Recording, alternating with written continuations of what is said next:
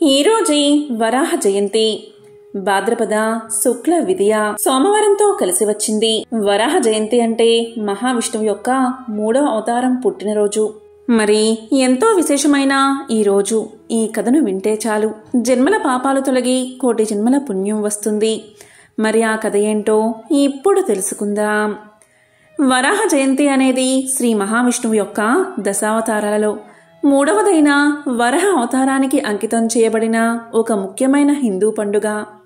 హిందూ పురాణాల ప్రకారం శ్రీ వరాహ భగవానుడు భూమాతను హిరణ్యాక్షుడు అనే భయంకరమైన రాక్షసుడి నుంచి రక్షించి ఆమెను సముద్ర గర్భం నుంచి తిరిగి తీసుకువచ్చాడు.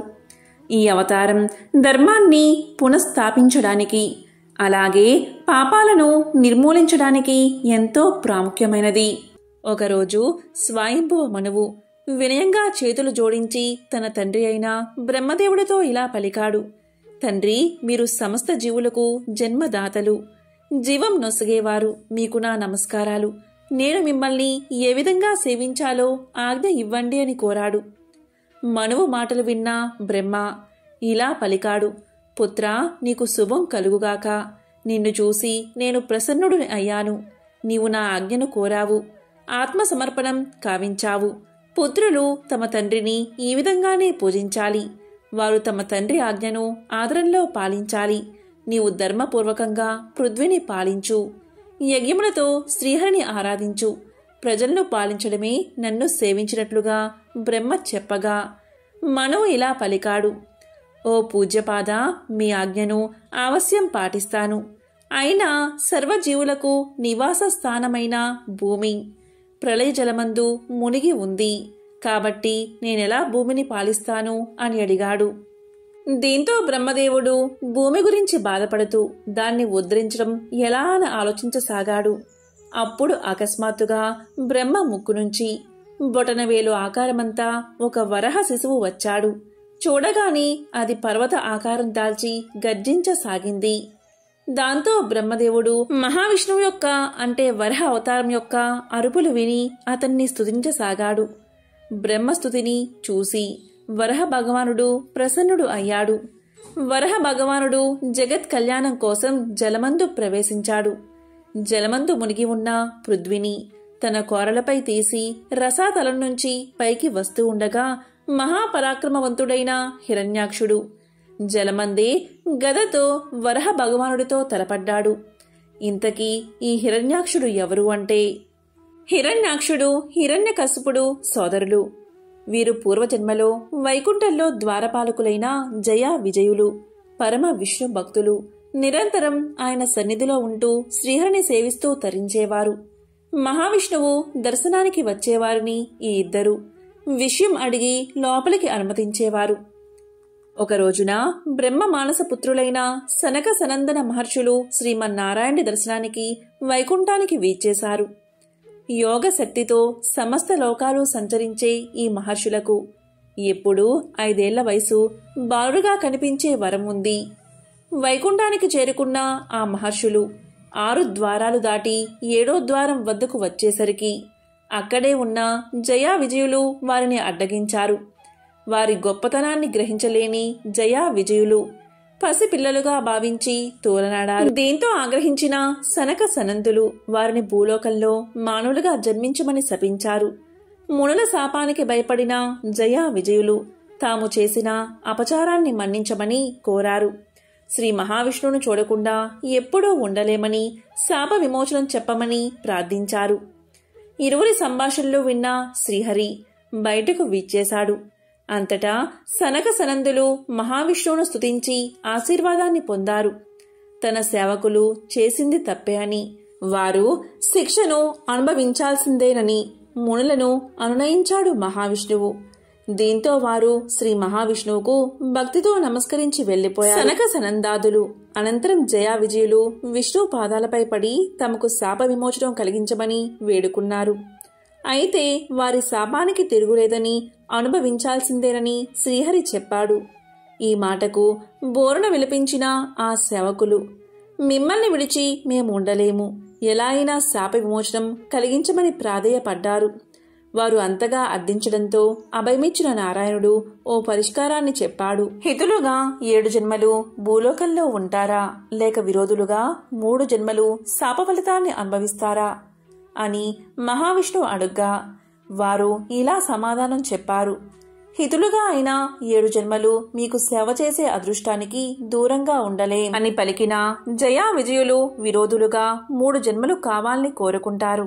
ఆ ద్వారపాలకులే వరుసగా 3 జన్మల్లో శ్రీ మహావిష్ణువుకి విరోధులుగా జన్మించారు. మొదటి జన్మలో హిరణ్యాక్షుడు హిరణ్యకశిపులుగా జన్మించారు. 2వ జన్మలో రావణుడు కుంభకర్ణుడిగా జన్మించారు. 3వ జన్మలో శిశుపాలుడు దంతవక్తులుగా జన్మించారు.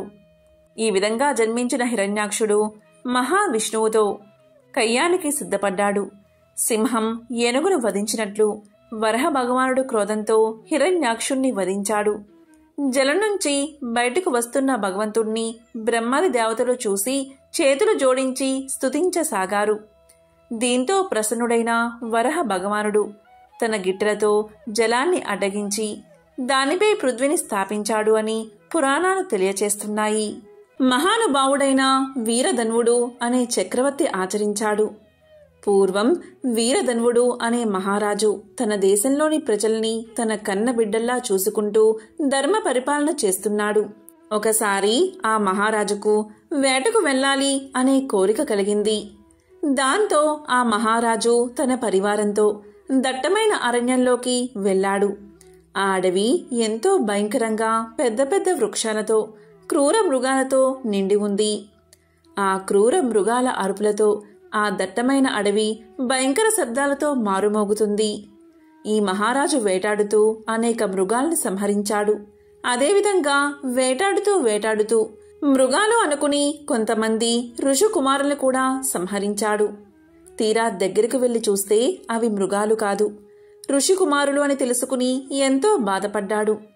అసలు ఈ ఋషికుమారులు ఎవరు అంటే సంవత్తుడు అనే మహర్షి యొక్క కుమారులు.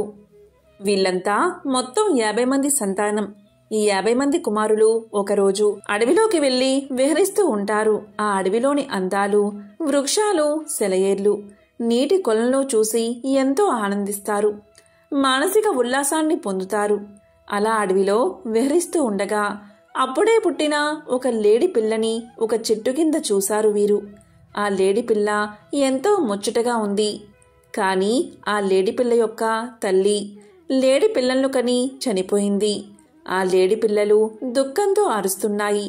ఆ దృశ్యం చూసిన ఈ 50 మంది మునికుమారులు ఎంతో బాధపడ్డారు. అయ్యో, తల్లి చనిపోయింది, మరి పిల్లలకు ఎవరు దిక్కు, అవి ఎలా బతుకుతాయి అని ఎంతో బాధపడ్డారు.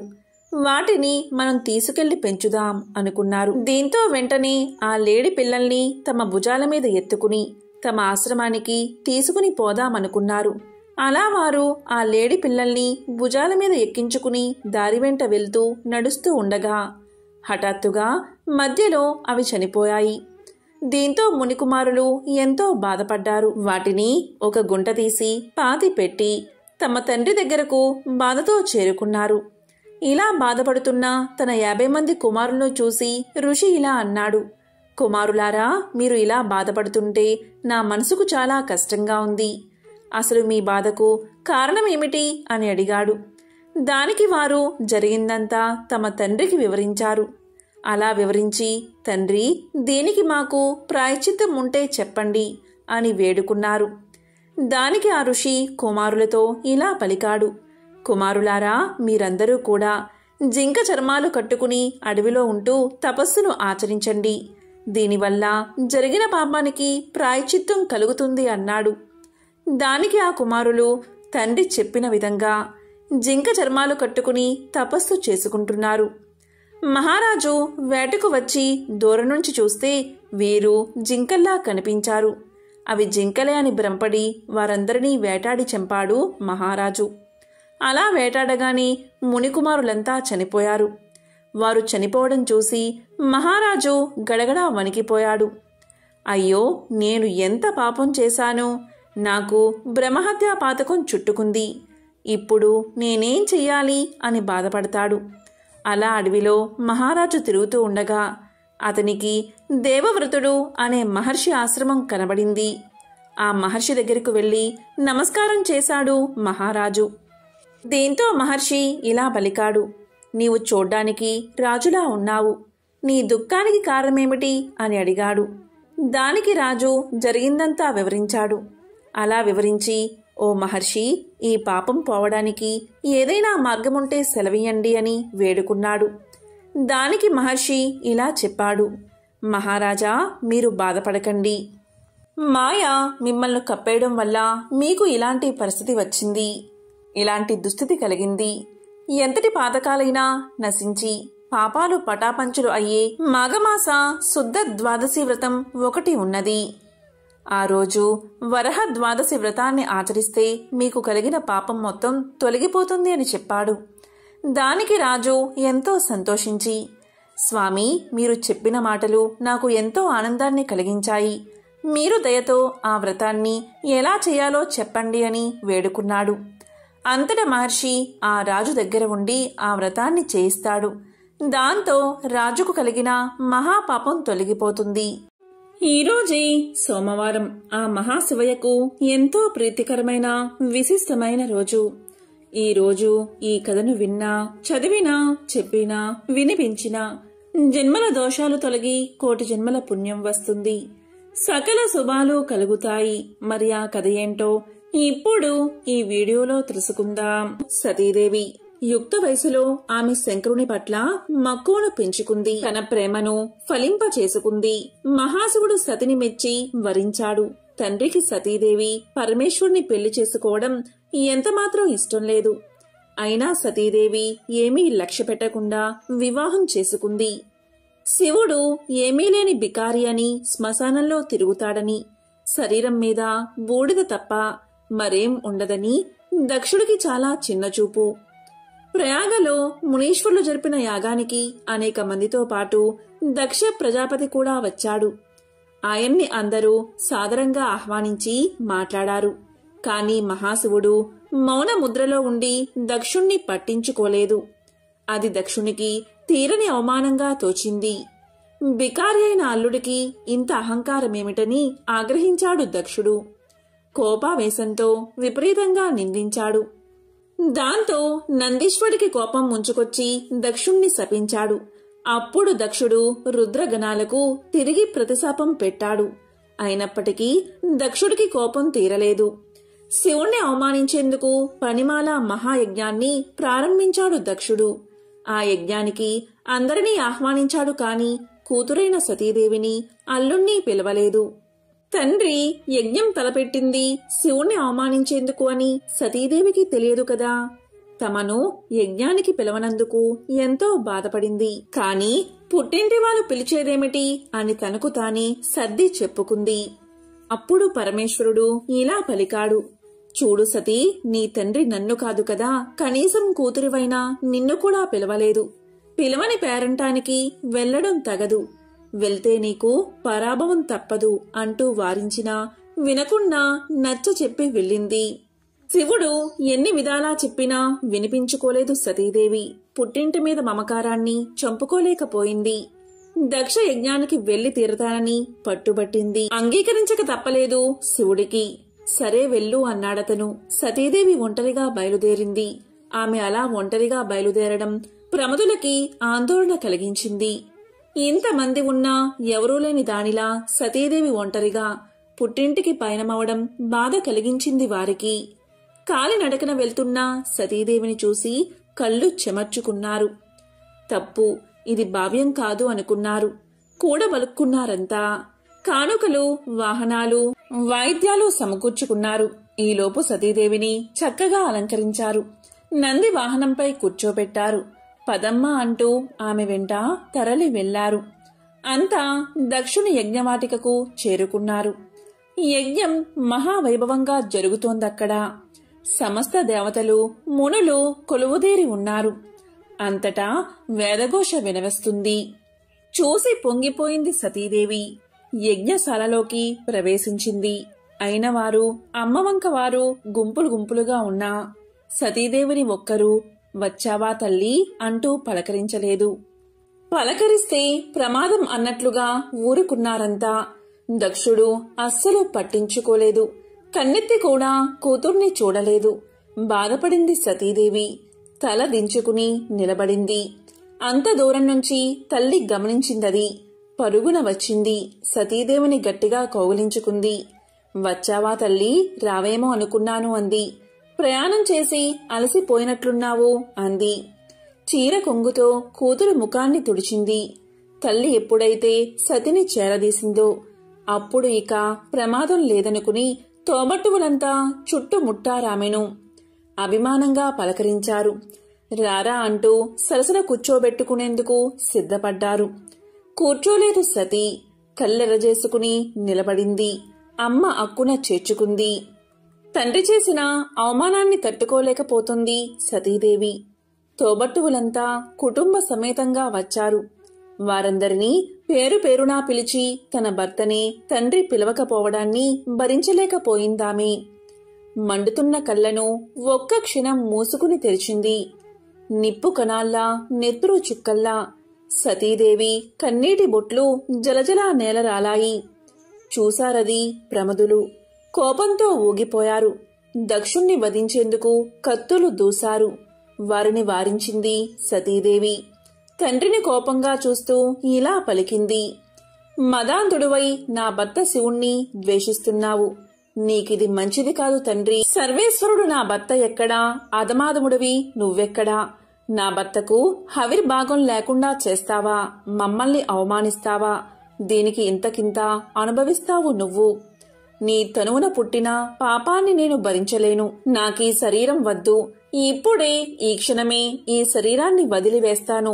పవిత్రురాలను అవుతాను. అయోమయంగా ఆందోళనగా చూస్తున్న మునులను, దేవతలను కడగంట చూసి కుశలు పరిచింది సతీదేవి. ఇక ఉత్తర దిశగా కూర్చుని కళ్ళు మూసుకుంది. చిత్తం పరమశివుని అధీనం చేసి నవరంధ్రాల్లో బంధించింది. మహామహాయోగులకు కూడా సాధ్యం కాని యోగాన్ని ఆరంభించింది. పంచ ప్రాణాలను వాటి మూల స్థానాల్లోంచి కదిలించింది. దాంతో సమాధి స్థితిలో ఉన్న ఆమె శరీరం నుంచి మంటలు ఎగసిపడ్డాయి. ఆ యోగాగ్నిలో సతీదేవి దహనమైపోయింది. ఆమె అలా దహనమైపోవడమేమిటి, ముల్లోకాల్లోనూ హాహాకారాలు చెలరేగాయి. భయంతో సమస్త భూతకోటి కంపించింది.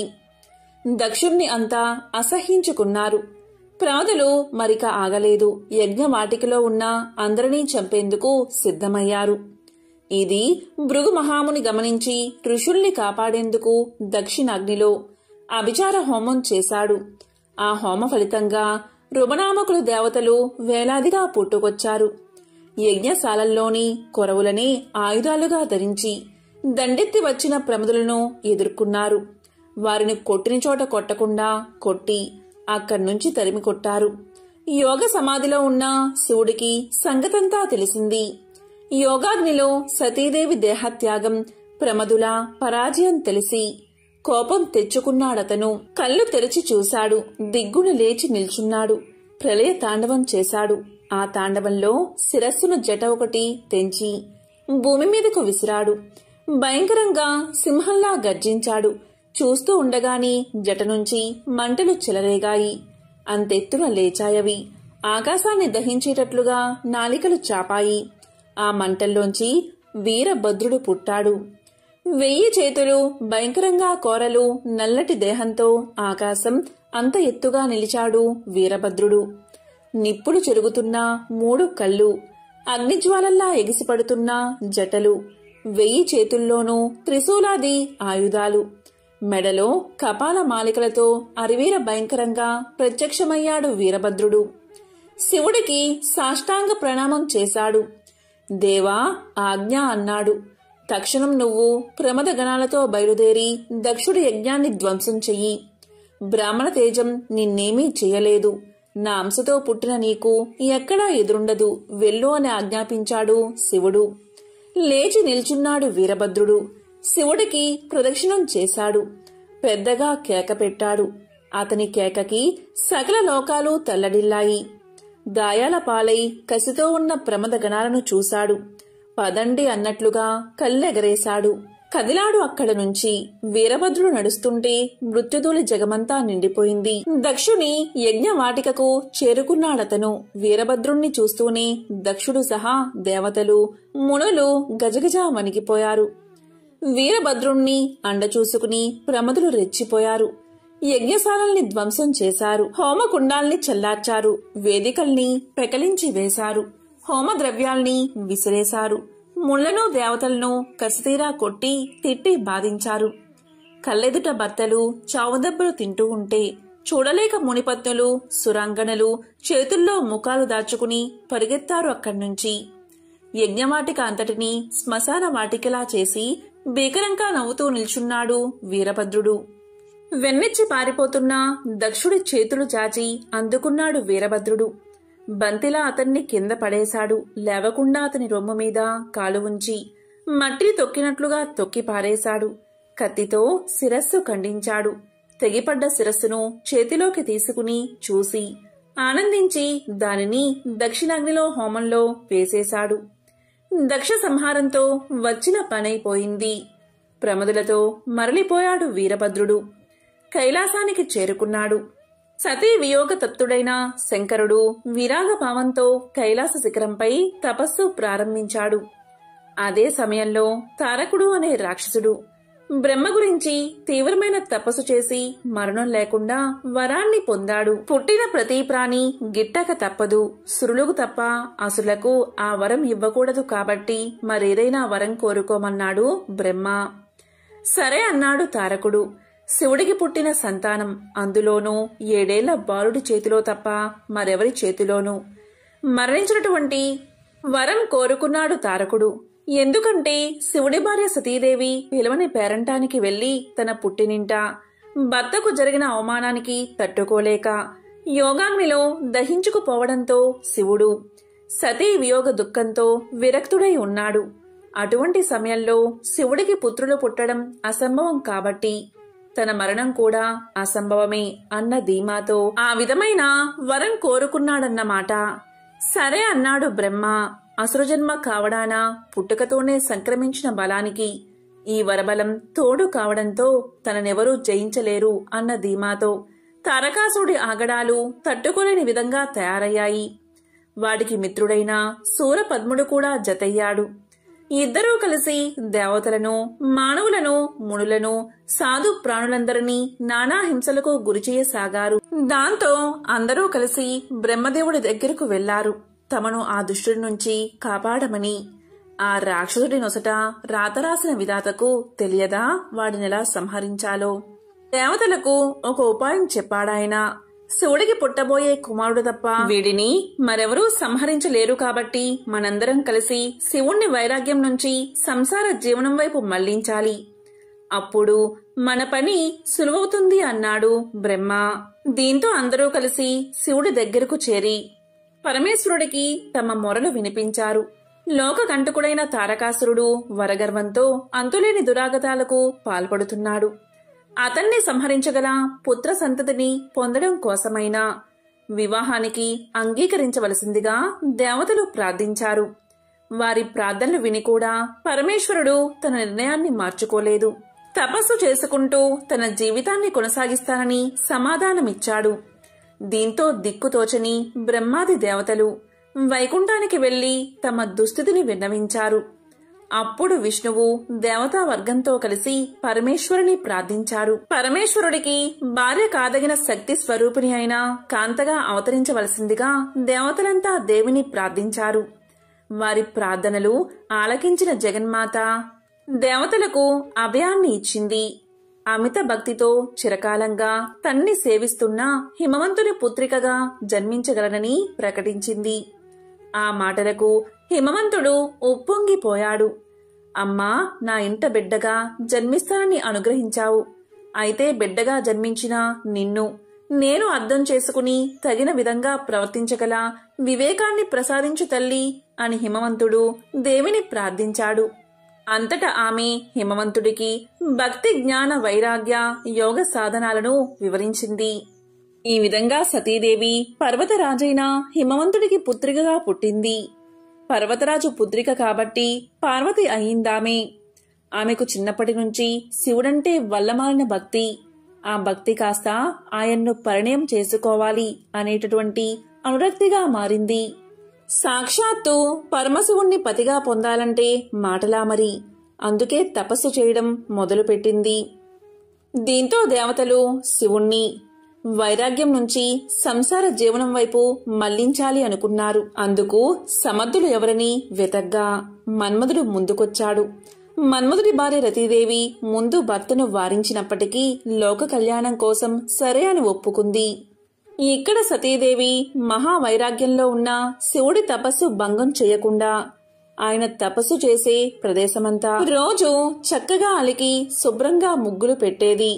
ఆయన ఏమైనా తింటాడేమోనని పళ్ళు తెచ్చి ముంగిట పెట్టేది. ఇలా ఎంతకాలం గడిచినా శివుడు కళ్ళు తెరవనేలేదు. కాని పార్వతి మాత్రం అన్న పానీయాలు మానేసి కేవలం పండుటాకులు మాత్రమే తింటూ అపర్ణగా మారింది. ఒక రోజున మన్మధుడు కాస్త ధైర్యం చేశాడు. తన చెలికాడైన వసంతుణ్ణి తోడ చేసుకుని పూల బాణాలతో శివుణ్ణి తపస్సు నుంచి మళ్లించి ఆయన కోపాగ్నిలో కీలల్లో బూడిదయ్యాడు. ఆ తరువాత జరిగిందంతా గ్రహించిన శివుడు పార్వతిని వివాహం చేసుకున్నాడు. వారికి కుమారస్వామి జన్మించాడు. ఆ కుమారస్వామి దేవతల సైన్యానికి అధిపతిగా తారకాసురుణ్ణి సంహరించాడు. యోగ సాంప్రదాయంలో ఒక అందమైన కథ ఉంది. ఆదియోగి శివుడు ఇంకా పార్వతీదేవిల వివాహం అనేది ఒక గొప్ప వేడుక. పార్వతి ఒక యువరాణి కనుక ఆ ప్రాంతంలోని ప్రముఖులందరినీ ఆహ్వానించారు. రాజులు, రాణులు, దేవుళ్ళు, దేవతలు ఒకరిని మించి మరొకరు గొప్పగా అందంగా ముస్తాబై వచ్చారు. అప్పుడు పెళ్లికొడుకు శివుడు జడలు కట్టిన జుట్టుతో ఆపాదమస్తకం విభూది రాసుకుని రక్తం కారుతున్న ఏనుగు చర్మాన్ని ధరించి వచ్చాడు. ఆయన పరమానందపు మత్తులో మునిగి తేలుతూ ఉన్నాడు. అతని పరివారంలో ఉన్న జీవులందరూ మానవ రూపంలో కాకుండా ఏదో వికృతమైన వక్రీకరించిన రూపాలతో ఉన్నారు. ఎవరికీ అర్థం కాని ఏదో భాషలో వారిలో వారు మాట్లాడుకుంటూ ఏవో శబ్దాలు చేస్తున్నారు. మీనాదేవి పార్వతి తల్లి పెళ్లికొడుకును చూసి కళ్ళు తిరిగి పడిపోయింది. అప్పుడు పార్వతి శివుడు దగ్గరకు వెళ్లి, మీరు ఎలా ఉన్నా నాకు ఎటువంటి అభ్యంతరమూ లేదు. మీరెలా ఉన్నా పర్వాలేదు. నాకు కావాల్సింది మీరు. కాని మా అమ్మ కోసం కొంచెం ప్రశాంతమైన రూపాన్ని ధరించండి అని వేడుకుంది. ఆయన సరే అని ఒక అందమైన రూపాన్ని ధరించి చక్కగా అలంకరణ చేసుకుని వచ్చాడు. అది చూసి అప్పుడు ఆయన్ని సుందరమూర్తి అన్నారు. అంటే వారు ఆయన లాంటి అందమైన వ్యక్తిని ఎక్కడా చూడలేదు. ఆయన 9 అడుగులు ఎత్తున్నాడు. ఆయన నిల్చుంటే గుర్రం తలతో సమానంగా ఉండేదట. శివుడు పెళ్లి పీటల మీద కూర్చున్నాడు. భారతదేశంలో ముఖ్యంగా ఇటువంటి వివాహాలలో పెళ్లి కొడుకు పెళ్లి కూతురుల పుట్టు పూర్వోత్తరాలను ఎంతో గొప్పగా చెప్తారు. వారి వంశం ఎక్కడి వారు, ఎలాంటి రక్తం నుంచి వచ్చారు అంటూ వాళ్ల వంశ వృక్షం గురించి చెప్తారు. పెళ్లి కూతురు విషయానికి వస్తే ఆమె తండ్రి హిమవంతుడు, హిమాలయ పర్వత ప్రాంతాలంటికి రాజు. వధువు యొక్క వంశం గురించి చాలా అద్భుతమైన విషయాలు చెప్పారు. మరి ఇప్పుడు పెళ్లికొడుకు సంగతేమిటి అని అడిగారు. శివుడు మౌనంగా అలాగే కూర్చుని ఉండిపోయాడు. ఆయన ఏమీ చెప్పలేదు.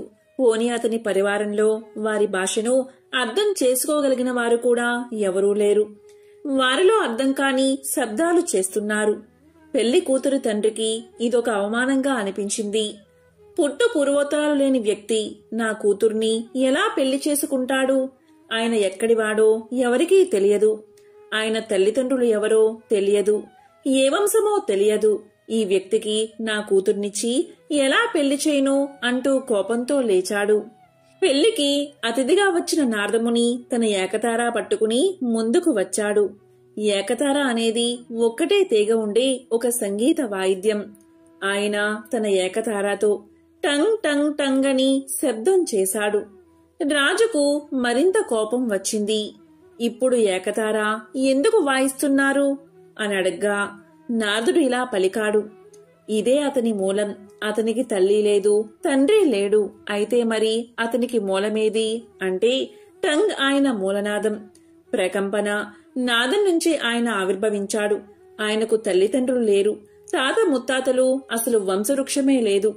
ఆయన స్వయంభువు, స్వయంగా సృష్టించుకున్నవాడు. పూర్వోత్తరాలు అంటూ ఏమీ లేని ఒక అస్తిత్వమే ఆయన. అలా పలకగా రాజు మండిపడుతూ ఉన్నాడు. అయినా వివాహం జరిగింది. శివుడి వివాహం గురించి తెలిసిన విష్ణువు, బ్రహ్మ ఈ వివాహ మహోత్సవానికి వచ్చారు. మరో విశేషమేంటో తెలుసా? ఈ వివాహ కార్యక్రమాలంటిని విష్ణువు చూసుకుంటే వివాహంలో పండితుడుగా బ్రహ్మ వ్యవహరించారు. ఈ వివాహానికి ముందు శివుడు, విష్ణువు, బ్రహ్మ ఆలయానికి దగ్గరలోని చిన్న గుంతలలో స్నానాలు ఆచరించారట. అందుకే వాటికి రుద్రకుండ, విష్ణుకుండ, బ్రహ్మకుండ అనే పేర్లు వచ్చాయి. ఈ వివాహ మహోత్సవ సమయంలో బ్రహ్మ మంత్రాలు చదువుతూ బ్రహ్మశిలను ఏర్పరిచినట్లు ఆధారాలు ఉన్నాయి. ఎంతో పవిత్రమైన, విశేషమైన ఈ కథను ఈ రోజు విన్నా, చదివినా, చెప్పినా, వినిపించినా సకల శుభాలు కలుగుతాయి. జన్మల దోషాలు తొలగి కోటి జన్మల పుణ్యం వస్తుంది. ఓం నమః శివాయ. ఓం నమో నారాయణాయ. ఓం శ్రీ మాత్రే నమః.